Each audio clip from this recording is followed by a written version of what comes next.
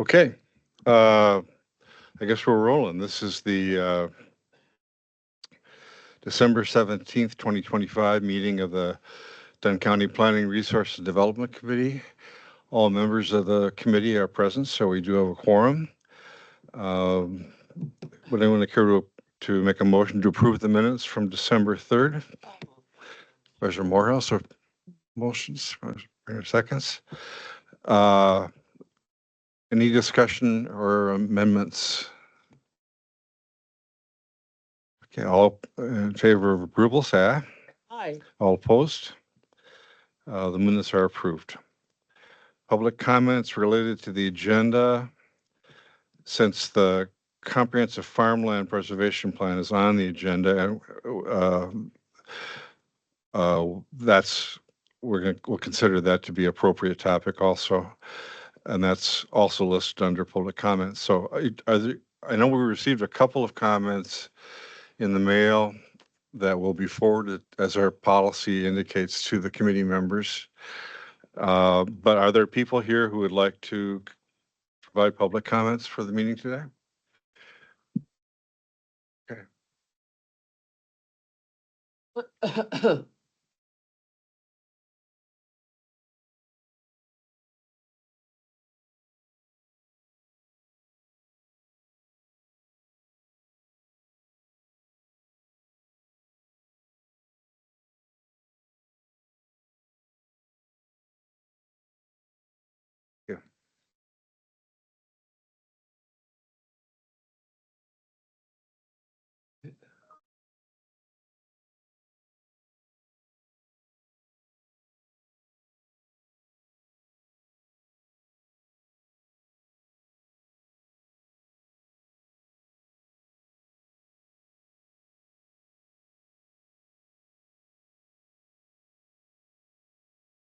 Good morning. My name is Tony Christopherson. I reside at E9920, 630th Avenue in Elk Mound, Wisconsin. At the last meeting, PRD meeting, there was some discussion about having operational ordinances to regulate farms in Dunn County. Couple things before that, Diane Morehouse had made the comment about the real difference in perceptions of priority economic development between citizens and people who do it for a living. I do attempt to have farming as how I make my living. And so one of the challenges is there's lots of unintended consequences that go on when things are passed. I sat down yesterday, had given each of you a copy of an ordinance. The towns in Polk County and Burnett County had gone together. And I started to make my notes as what I was going to say, and I realized there was no way that was going to happen in the time frame. So I provided those as written to you guys.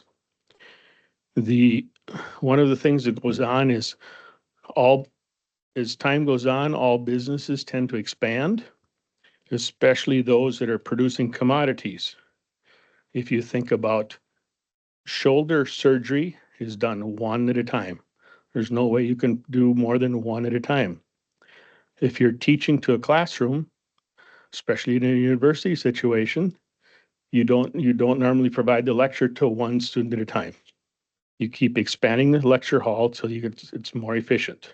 Okay, same way that goes on with production agriculture. In my conversation the last 2 weeks, the ordinance here is set at 500 animal units, which is half of what the state says at 1,000 animal units for regulating. And when I look around in the room, there's lots of farms here that are at 430 animal units or a little bit more. Okay. And that proposal to regulate them, they're at the point of bringing in one son or grandchild into the farm and they trip. Okay. One of the things that really sticks out into me is the idea that we're going to only operate 8 to 5 Monday to Friday. Okay. That doesn't work for me as a grain farmer, doesn't work for any farmer. It doesn't work for most businesses in Dunn County. Okay.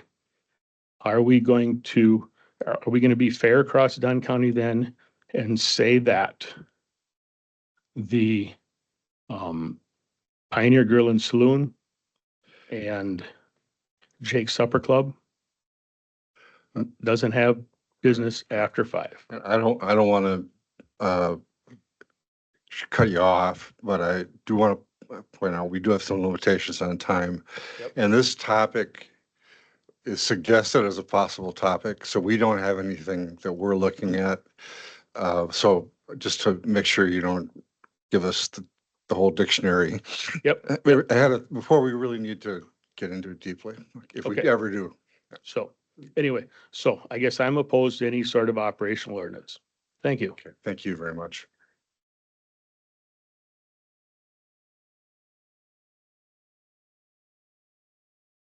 The name and address.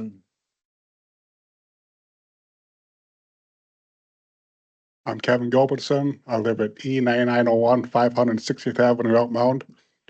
I am proudly a 5th generation dairy farmer. My sons are coming back to the farm, they're 6th generation. We've been milking cows at our place for 150 years. Yes, back then they started with a couple cows, but as time has gone, more family members are involved. Currently, there's 5 owners in our farm. We milk 650 cows. Looking back at those ordinances from these other 2 counties, so many of the standards they put in there are in direct conflict with operating procedures that we put in place with the help of County Land Conservation, National Resource Conservation Service, UW, Madison, DNR, plus commodity group that we work with, that we would actually be going backwards in groundwater protection if we implemented a lot of the standards they have in those ordinances. And there's things in those ordinances that are just have nothing to do with groundwater protection. It's just size of farm protection. So, or size of farm limiting. So if this committee decides to go forth with possibly pursuing some ordinances like that, we will be here at every meeting conflicting all the stuff that you guys are trying to talk about, because it's not the truth of what's happening all on that farm.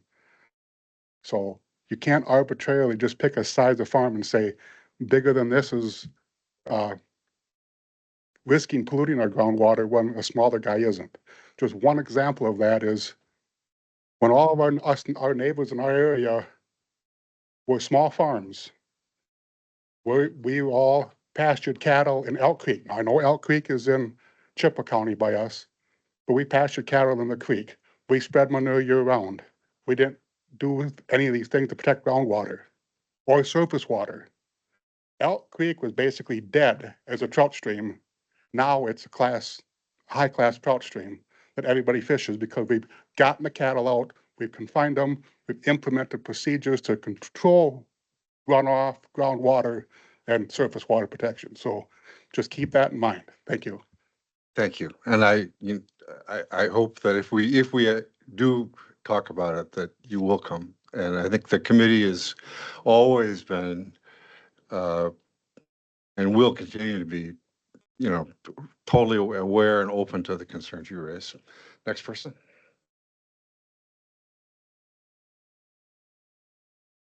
Hi, I'm Andrea Wolf. I live at E7402 845th Avenue in Colfax, Wisconsin. I too am a farmer. I'm opposed to any type of operational ordinance on agriculture in Dunn County.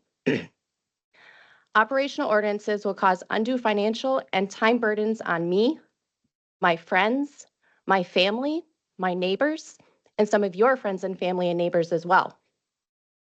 Dunn County has had a positive history of supporting our widespread agricultural community and farmers. By supporting or enforcing operational ordinances, town and county governments will be taking a path that is neither sensible or smart. It will leave the support and value of agriculture in Dunn County on the sidelines. Any regulations put into place will impact me and the farmers who are currently in Dunn County. We as farmers are not looking for additional financial strains or time barriers. We hold hundreds of jobs and economic opportunities for the county. Dairy farming brings in $165 million in milk.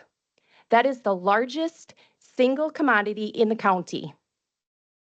Operational ordinances will stop us in our tracks and halt efficient production, leading to a significant economic decline in our county. Let's keep our county moving forward and keep our friends, neighbors, and families able to farm by keeping operational ordinances out of Dunn County. Thank you. Thank you. Anyone else? Anyone else? Okay, and again, we will perhaps get more information about operational ordinances, perhaps not. If we do, we invite constructive comments like these, and I appreciate it. I'm sure the whole committee does. With that, we'll move on to is there anyone else? I guess that was it. So we have no public hearing today. Oh, Sir. yes, something? Okay, I'm sorry. Go ahead. Dave Acker. Say I'm Dave Acker. address. Address N6559 906th Street, Elk Mound. Okay. And I'm just also opposing the operational, the agricultural ordinances. So I was also a farmer, raised a farmer, and we all want safe water, but we got to do it right too. So Okay. I just wanted to let you know. Thank you. Thank you for coming, Dave. Appreciate it.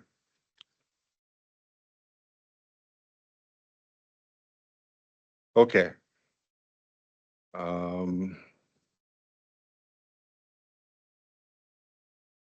So let's move on then to, I think that was it. Yeah. Okay. Let's move on to staff reports, 7A, register deeds. Heather? Good morning. This is the November monthly update. While November was a short month, it was also a very busy month. There were 137 ownership transfers. That was more than October. Yeah, I guess I don't have anything further to add. Oh, yes, I do.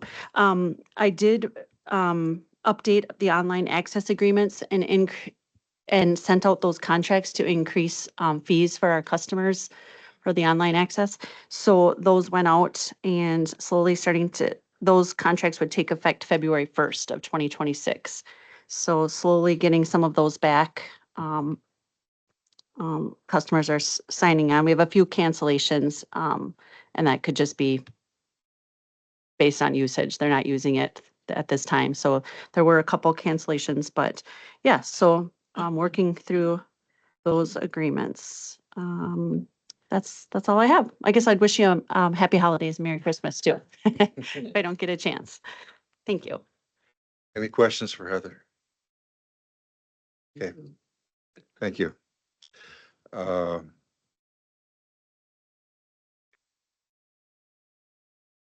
Environmental services, Tom? Thank you, Mr. Chair. Good morning, everyone. My report is on the screen here for display.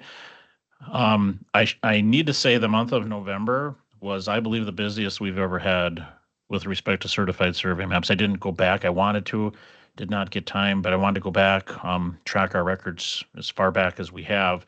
But for the month of November, we took in 16 certified survey maps. That was just incredible number of maps that came in.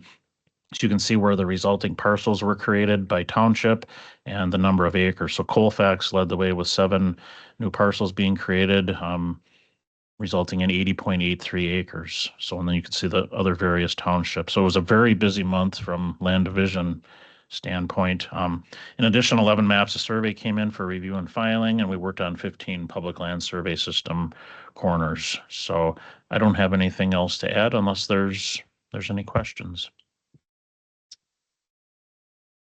Tom, do you have like any general comments about the type of development that these were associated with? Is this residential? It's all across the board. Some of it is they're taking an existing home site, the landowner, and splitting 3-4 acres off so they can sell the farm ground and then retain ownership of the building. Some of it's brand new parcel creation, right? Vacant lots that are going to be on the market for building. Some of them are lot reconfigurations or consolidations. Somebody's taking 2 lots, turning them into 1 lot so they can meet setbacks to put a house right in the middle.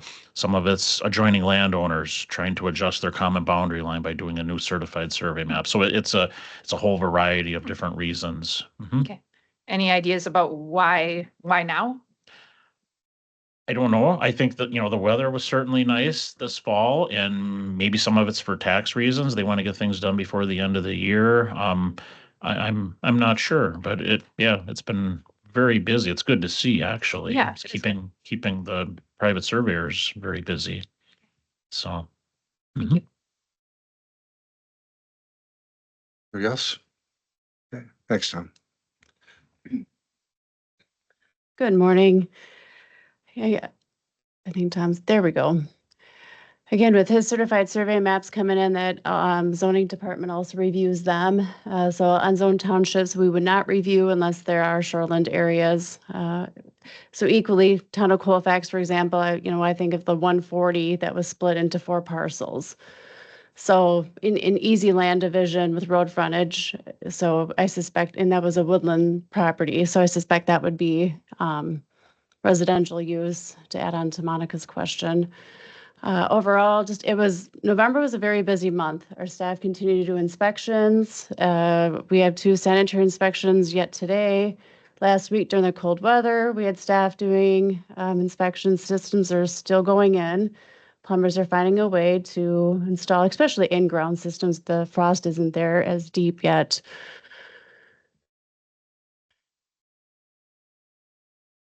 Overall, I don't know if there's any questions about the agenda or my staff report. Again, a grant submitted to DATCAP, so we're looking at funding for up to $30,000 to also address our planning efforts from 2025 and 2026. So that's good news, good opportunity for us. And then, of course, the GARE grant that we were awarded to be in that cohort. So very exciting opportunity for us in 2026.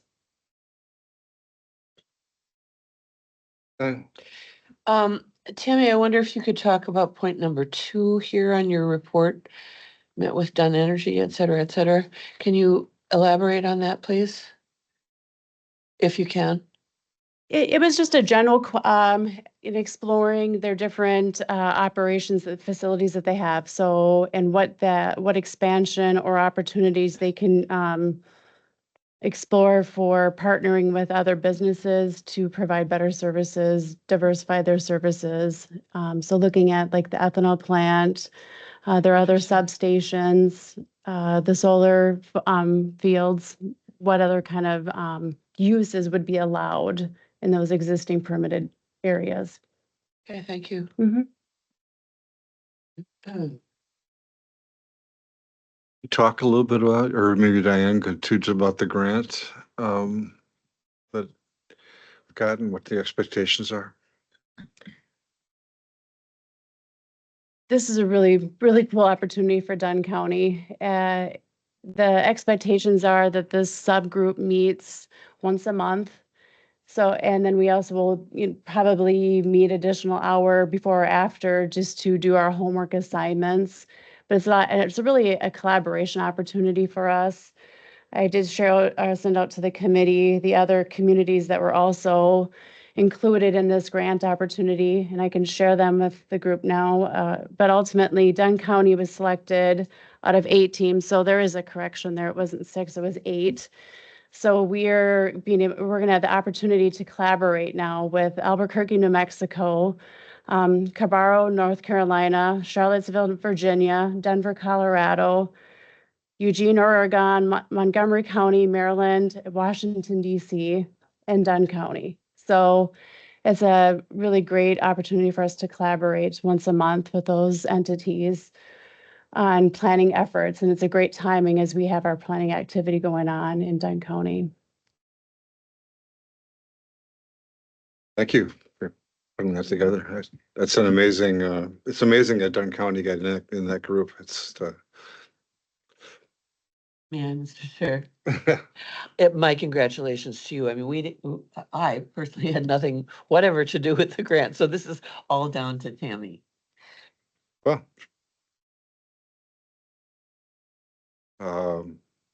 great work. Thank you.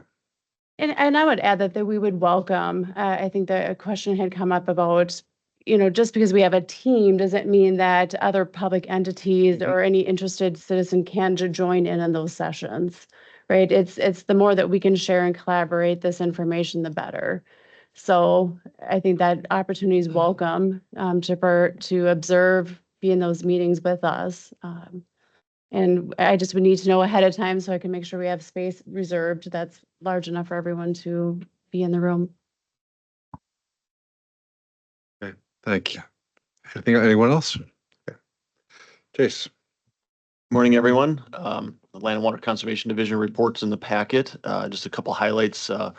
Just tried to highlight a number of our grants that we're receiving as well and continuing to work under. Many of those are for assisting farms in manure storage structures or some other type of erosion control. So, and then the O'Galley River Watershed Plan, I had spoken about that in the previous meetings to where that was on bit of a hold due to the federal government shutdown. That is back up and running now. So that is another opportunity by creating a watershed plan for the O'Galley River watershed, can create opportunities and open some doors for additional funding, potentially federal funding to come into that area to assist farms and landowners in erosion control and nutrient planning.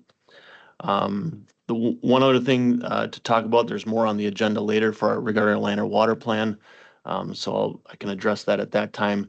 But then also to finish up our cost share funding for the year, we will probably be the first time in several years that we haven't requested an extension to carry money into the next year. We've been able to spend all that money just based on contractors and weather. Everything cooperated this year. Those are usually the two, contractor availability and the weather are usually the two things that cause projects to be carried forward. We do have an opportunity to bring in just shy of $2,000 in from another county to help finish up a project. So we're going to be moving forward on that. And I'll talk with you, Mr. Chair, at the end regarding that for a signature. So I guess with that, if there's any questions, I'd be happy to answer. Any questions for Chase? Okay, thanks, Chase. As always, good work, staff. Much appreciated. So, yeah. So at the last meeting, we had, among other things, some discussions about structure of the plan, how we're going to lay it out, how we're going to monitor it, some strategies for doing that. And Tammy's going to run us through some discussion about some options for that she's been thinking about.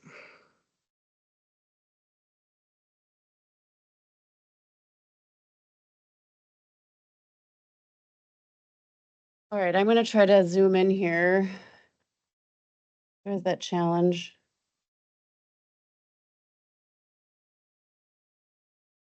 I know the committee has not seen the natural resource element that those gaps yet, but since it's fresh in my mind, our staff's mind from our workshop yesterday, I thought I would just, jump into this section of the element and talk about our traditional structure, what we've been utilizing, right? So it's been that goal objective, policy, strategies.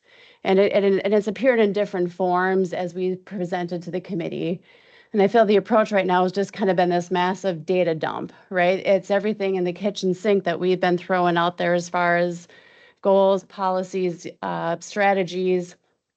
And it is that long-standing, what does this mean, right? Where are we really going? How do we make this feel good?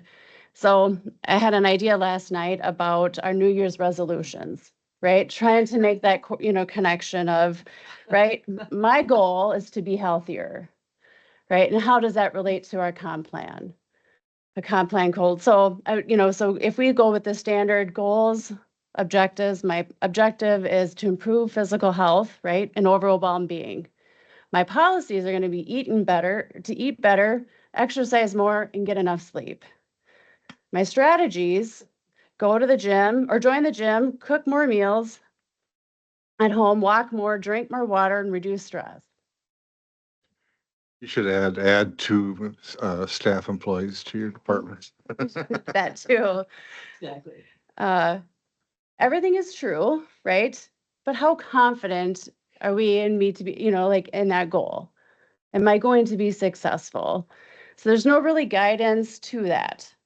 So again, utilizing different tools and resources, I want to run an idea by the group. What if we reframe it into a purpose statement, right? So our comp plan, that element becomes a purpose. Down a little bit, see the top one. Oh, There, thank you. I'm looking at you guys and don't want to look at the screen. I apologize. So support long-term physical and mental health in a way that fits real life, time constraints, and available resources. Kind of that's an overall purpose. If we think, and I'm going to go back to the actual comp plan, but just thought I'd stick in this world for a second. Operating, it's small, consistent decisions matter more than occasional big efforts. Right? Outcome-based goal. Maintain a level of health that supports energy, resilience, and a quality of life over time. I mean, these are wordy, right? But the decisions, right? I'm going to choose routines that can be sustained during busy periods. I'm going to prioritize sleep and nutrition over intense but inconsistent workouts. And I want to avoid habits that create long-term strain or injury. So I'm headed to Colorado. I probably shouldn't go skiing because that's, long-term, I'm not physically, healthy right now. I'd probably go skiing. So I'll probably avoid that potential injury. So the program actions, right? Establish a regular walking routine, prepare simple meals, that are repeatable meals, schedule preventative checkups, track small number of key health and, health indicators. So it's not asking me to do everything, right? But it's telling me how to decide what I should or shouldn't do, what I can't do. So going with this example, I'm going to now jump back to our comp plan.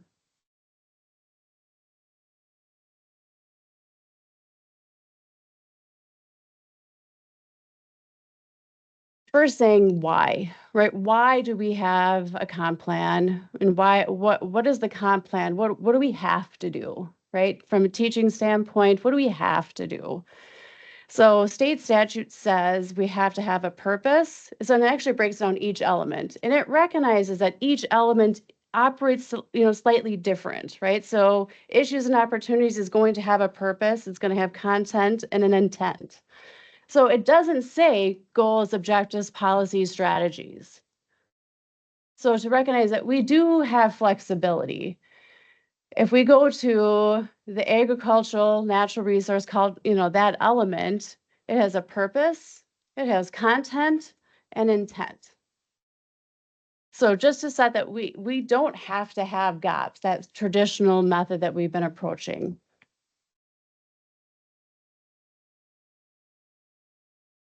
And if you search different resources out there, right? What is the 9 elements? It says objectives, policies, goals, programs. We have, and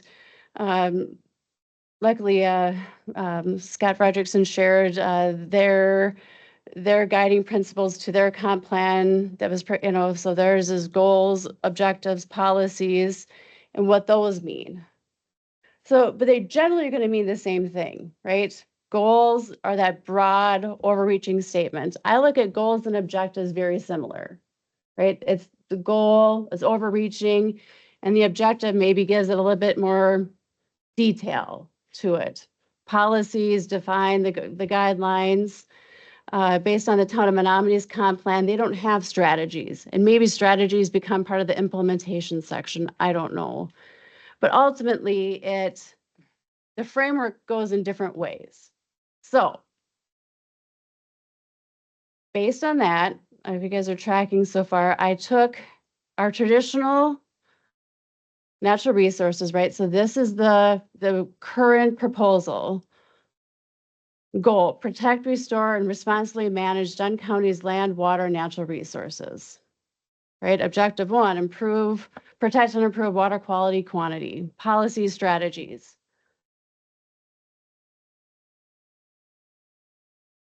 Before I get too much further, I know I'm kind of going in many different directions, but last night I thought one of the greatest comments that I've heard so far through all of our focus groups and our input was, with 3, if we had objective 3, if we were meeting objective 3, the objectives above become possible, right? Foster community awareness, engagement, and collaboration on natural resources. If that happens first, promoting sustainable land use and resource protection can happen. Protect and improve water quality and quantity can happen because we're grounded in collaboration.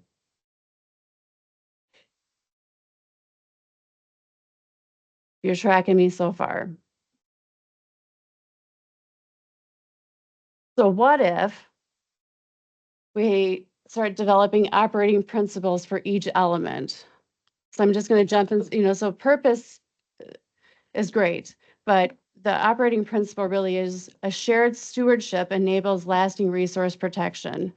Education, collaboration, coordinated action are the prerequisites for effective environmental outcomes. And then our goals come after that.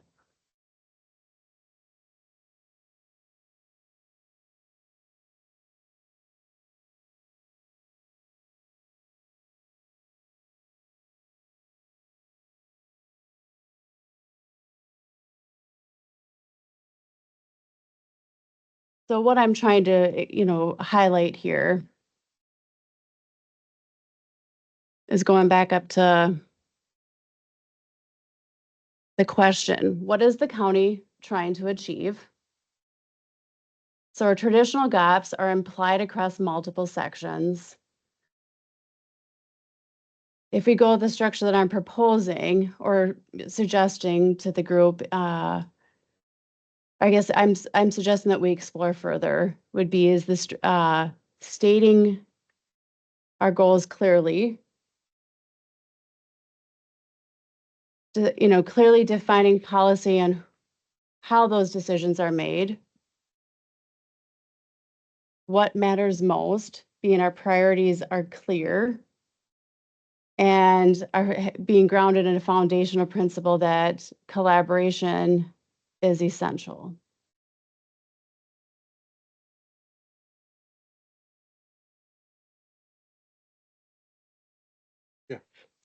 I'm not seeing it. So could you explain, I mean, and I understand that this is Mhm. new and we're thinking about it. Can you explain how priorities are explicit? I guess I'm not Thank you for asking. seeing that. Of course.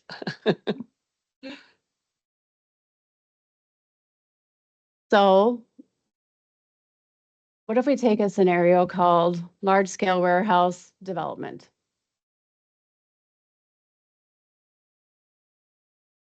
Again, this is just a summary of the proposal, including a large building, water demand, on-site, so again, this is being tailored to rural land development. So there would be a private well, wastewater system would be required. hours of operation, outdoor lighting, the noise, the proximity to agricultural land, residential uses, location near but not within an incorporated municipality, right? So this is that potential trigger that we're being asked to have tools in place to evaluate, right? So we're talking the agricultural element, we're talking land use, transportation, utilities, community facilities, economic development, intergovernmental cooperation. Right, so planning, the county board must determine whether this proposal is appropriate, what conditions may be required, and how to balance the economic opportunity with long-term impacts. So, right, our traditional approach would be identify applicable goals. What are applicable goals? Protect water resources. And I wish I could have two screens up right now so we could actually show that board. And I guess maybe the next steps where I would suggest we go is maybe just have a work session to go through the elements that if the direction of the committee is to go that route. I'm just, again, overall saying that overall goal is very broad as how it's written right now. So we reference objectives, review policies and strategies. So staff will scan multiple policies that are across these several elements, right? So I got a conflicting maybe strategies, right? I have economic development that wants to occur. We have transportation limitations, but we also have the environment that we're concerned about. So the way it's been set up and utilized so far is that there's not a clear guidance.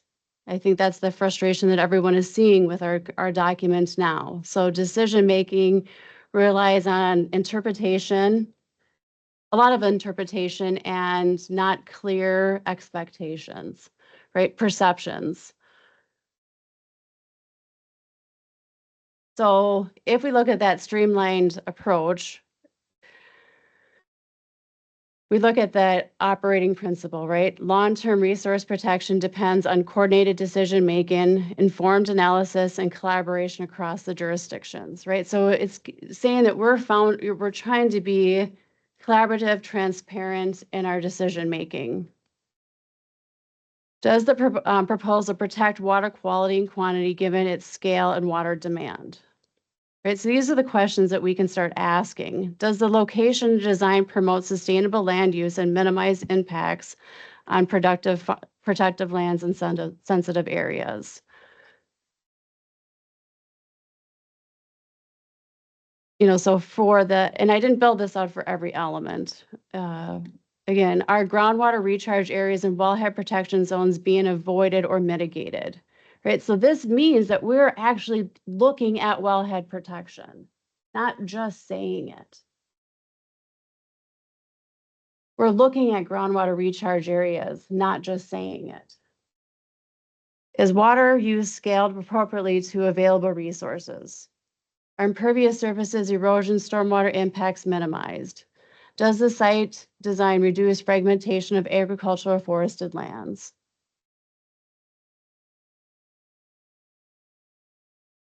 So based on that operating principle, we're saying that we're going to coordinate with transportation. We're saying that we're going to coordinate with utilities and community facilities. We're talking to economic development about the job creation. We're doing the intergovernmental cooperation. Do we have boundary issues? Do we have service agreements in place?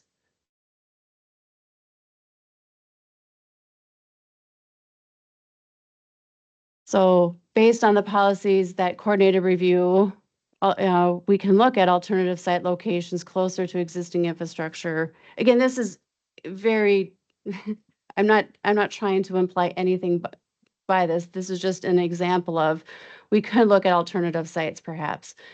Limit monitoring, or start looking at monitoring requirements for water withdrawals. Talk about lighting, noise. What are we going to mitigate, right? If that rural character is an important component, then we look at downward facing lights. We look at noise mitigation opportunities. We look at phase development approaches. And then that intergovernmental agreements for services and mitigation. I mean, overall, I think the goal of the plan should provide clear, rational approach to conditioning or denying a proposal. Economic development is evaluated alongside resources, community impacts rather than in isolation.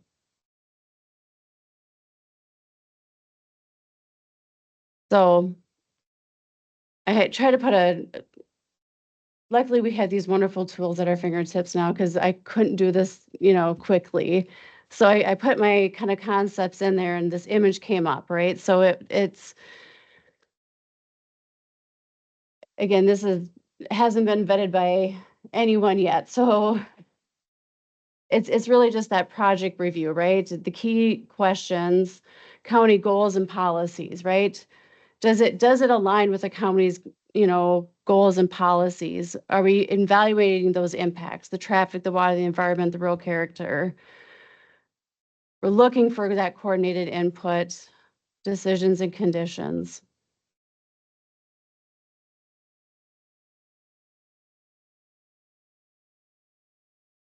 Probably not what you guys expected today. But at least I wanted to start the conversation. Any thoughts, Mike? Well, when you first started this particular example and you showed us the old comprehensive plan, I was thinking right there, yeah, so many decisions we make are subjective. Yeah.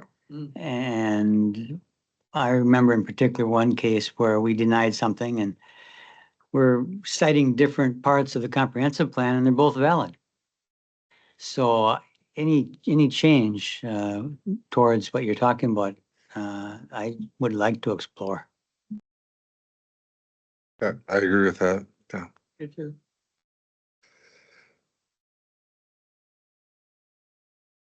So you're thinking that if we adopted this type of approach, you would reframe the drafting of the document to meet these, whatever the specific things are within those items would be to be determined, I guess. I would approach, and again, I feel like each element might be slightly different, but it'd be generally grounded in a purpose, right? What is that purpose of that element? And then develop this operating principle. Would it be consistent across, transportation may not sound like education, collaboration, coordinated action, right? That probably doesn't fit necessarily with transportation.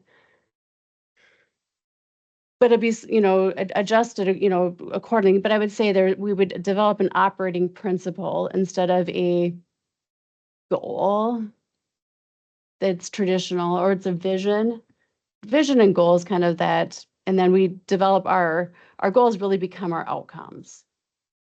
Right? Protect, improve water quality, right? Promote sustainable. They still are there, but we clarify the details differently. So I'm suggesting, again, it's a principle, goals framed in outcomes. We have objectives, and I would say policies really become our decision rules.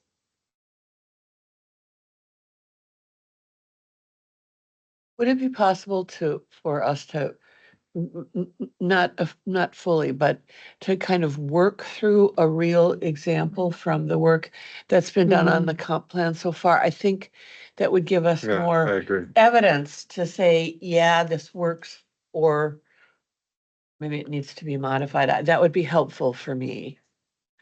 Yeah. So since you guys have not seen the natural resource component, that's probably not helpful today for an example. So would you have, housing is the one that I felt like probably the next best one for us to go through. Sure. Okay, Yep. I can develop it in the two different options and then send it out to the committee and then have it on the next agenda. Let's do that. Is that Okay. right, everybody? Perfect.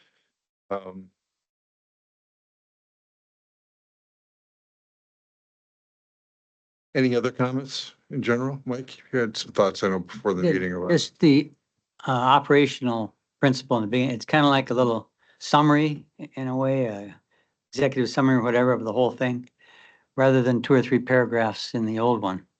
Correct. I like that. Okay. Seems like it probably keeps us, help keep us more grounded in terms of I mean, we're looking at some very tight financial times in this county going forward, and it's easy to expect more from us. But it seems like this might keep us more focused on what's realistic with regard to the resources we have also. And I would, add though, like, we can identify what are county actions versus, again, if we're grounded in collaboration, we identify who our partners are and what that looks like. So when we're looking at this list, it's not, oh my gosh, this is all Dunn County. It's not. We communicate like, yesterday, this is a community, right? We're not Dunn County we probably have a lot less power than we really, want to admit to. It really is our connections, our community that makes the world turn, right? Makes us, grow and better. So again, the plan would have what county can do and what our partnerships can do. This is getting in a little bit of a different direction, but this is a question for Chase. So I've been thinking about the groundwater, the table that you used for the groundwater work with the ad hoc committee, and how nice of a document that is as far as tracking your progress towards meeting the overall goals. I wasn't able to find like that document. I know that's buried in our agendas, but I want that document. Can you just send it to me? Absolutely. Okay. Yep, I can I do don't know if that. there's other committee members who are interested in that. We're probably due for an update on that anyway Yeah. for this committee, so Okay. I'm looking at Mr. Kinnear. A good example of taking a kind of unorganized set of goals and tasks and making them realistic. Very helpful. Yeah, thanks. Anything else on this? Thanks, Tammy, for taking the time and for understanding the concern and taking the time to address it. By the way, thanks also for the focus groups yesterday on the natural resources and were amazing, I think. How many people were there in the afternoon? Not so many? We had 4. Oh, no. Yeah, and we adjust, I know those who had said they were going to be in the afternoon ended up attending the morning session, but I equally felt like we had a really great discussion and appreciate the 4 that did show up for that evening session. Okay. So overall, I would say we had 30. Yeah, in the morning attendance. session was packed. It was packed, so. was really good to see. So thank you. Anything else on this topic? Okay. We have no considerations today of actions, except for number 10, consideration, a review of the land and water resources management planning process and approve of a local advisory committee. Chase. All right, ready for some more planning? Yep. So I recognize that I probably failed to kind of communicate what our process was going forward with land and water plan update. I know I presented to all of you that were in the process of doing that, talked about the intention to try to collaborate with the comprehensive planning process. But in reviewing some of the things that I need to submit into the state as part of this process, there is a formal action that needs to approve an advisory committee. So just to kind of back up the wagon a little bit, even though that things are moving along, in the packet for the committee, I included a couple documents that just highlighted the areas that we need to cover according to DACCAP's policies and the State Land and Water Board for our land and water resource management plan. So just a reminder again, the purpose of the land and water resource management plan is obviously to identify land and water resource issues, concerns within the county. But then it also is a plan to help guide our work in the Land and Water Conservation Division specifically, but also how it might impact partnerships and other relationships, both internal within the county and outside entities as well. It helps create a work plan, an action plan that we can follow every year as well. The current plan is up for renewal. It expires at the end of 2026. So between a couple months ago and August of next year, we're going to be developing our land and water plan. Because of the comprehensive planning process clearly underway and a lot of topics regarding natural resources and land and water, I felt like it was appropriate to not duplicate effort and try to be more efficient. And it was clear as a result of yesterday's focus group meetings on the water and natural resources component that is a wise choice in the sense that a lot of good feedback from a lot of good participants, as well as all the surveys that have been done through the comprehensive planning and farmland preservation plan update process right now are directly impacting our development of our land and water plan. And so I appreciate the ability to kind of tag on to that. I think yesterday's conversations and presentations and discussion really helped emphasize what direction we want to head for the land and water plan as well. And I think as it makes sense, seems to make sense that both plans should have similar, should be rowing in the same direction, right? So I guess with that, if you have any questions about the documents I included, they're kind of some general checklists of what we need to include in the plan. There's a timeline there. So roughly around April, May, we'll have to wrap up our draft of our land and water plan. I'll need to get it to the Department of Ag, Trade and Consumer Protection sometime in June.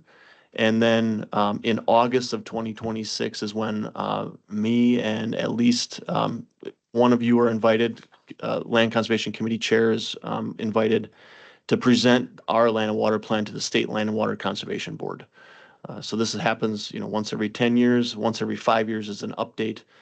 So I had the privilege of writing 2 plans for Pepin County, doing a 5-year review when I first started here, and now we're doing a full 10-year review of our plan. So I appreciate Tammy's comments earlier on some of the structure of the plan, because I really like, I have an intention with our plan that I'd like to see of it being a bit more simplified and more direct as to what we are and are not going to do. I realize that there are things that come up, and to write a 10-year plan is really not that realistic anymore. Just technology alone is going to change so fast that we're going to be outdated in a couple of years. So trying to look at the overarching goal and establish our work plan and implementation plan to reflect that. So my request for you today is to, I guess, approve that we continue to go forth with the collaboration with the comprehensive planning development process. We utilized yesterday that opportunity with the water and natural resource focus group as a component of our advisory committee that's required for the land and water plan update. And then it is intended that there's already been one agricultural focus group session. There's going to be a second one, and that we will use that second agricultural focus group to better inform our land and water plan as well. I guess with that, I'll stop there. If you'd like to have more conversation or discussion, I'm happy to. Are there any questions? Okay, so the motion that you need to move forward procedurally on this is for the committee to approve the planning process and the collaboration with the comprehensive planning Focus group. Focus groups. Yep. As our local advisory committee. As our advisory committee. That works for you? That works. Okay. Anyone care to make that motion? Okay. Diane, is there a second? Monica. We have a motion and a second. Any discussion? Yesterday in side comments, Chase said, all I really want is to have a plan that allows my staff to know what their work is and to do a good job of getting it done. And I could see the sincerity of their request. So this will result in that, I'm sure. Yeah. Okay. All in favor, say aye. Opposed, say no. The motion carries. Thank you. Anybody have any announcements? Our next meeting is January 7th. Have a good holiday season. Question Yeah. before you, how come are we going against the, like the state plan for CAFOs and that kind of stuff? I mean, you wanna condense it here and, read all these, from the public comments, why? I mean, we got people down there that are hired to do this kind of stuff. And it seems like that we're just trying to, we have a little bit like smaller group in that, smaller like number of cattle. Why? I mean, there's, I don't, I'm not sure what, you were saying that, we haven't done any of this year, but you're looking towards that goal. no, I'm not looking, I never said that.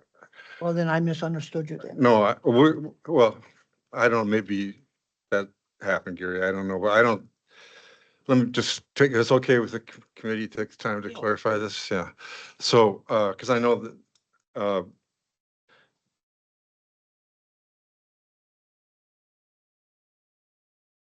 the discussion last week was in part about, the, the county's role in large scale development projects. And, the data center is an example of that. The county has no role in the data center discussion going on in Menominee. We recognize that. But we asked the question of what if something like that happened elsewhere in the county? If it happened in a zone township, it may be possible in our comprehensive plan for us to design strategies that would allow us to manage that in a thoughtful way that would protect the interests of the local communities. If it happens in an unzoned township, we have less ability to do that. But we should look for the ability to do that, seems to me. That was what I was arguing. And suggesting that, and I do think this, that in some cases, there are agricultural operations that go beyond, that fit kind of in the category of a data center in terms of the larger impact they have. And the state law allows us to have, says unlimited size. And so there are a few examples where very large outside interests have proposed very large scale ag developments. And you're right, the rules for those are determined by the state.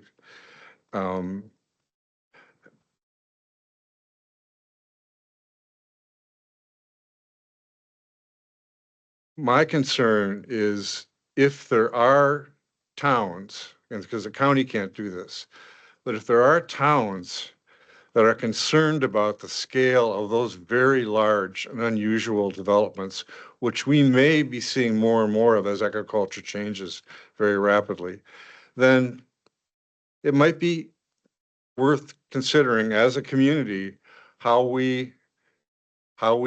if we can provide some kind of tools that people could consider. An operations ordinance is not something the county would pass, I don't think. It's something that a township would pass. And it was suggested as an option for discussion. And I totally think it's appropriate for us to have that discussion and that farmers should be involved in it. And I welcome, and I think everyone here welcomes that participation. But that's the reality of life, that there are, things, the economy is changing. We're having these data center proposals come to us. If you're living in some townships, you're having a very, very large animal livestock operations proposed that the local community has absolutely no say over. It may be that they should have some limited say over it, that might be an option for them to consider. And I'm not saying that we should consider it. It just got brought up in the context of the data center operation, that's all. So I respect your question, Gary. I don't think that's what I was trying to get at. But I do think talking about it's nothing wrong with that, as long as you have it done in a thoughtful and respectful way. Anybody else? Okay, sorry to pontificate there. I don't mean to. We're adjourned. Thanks.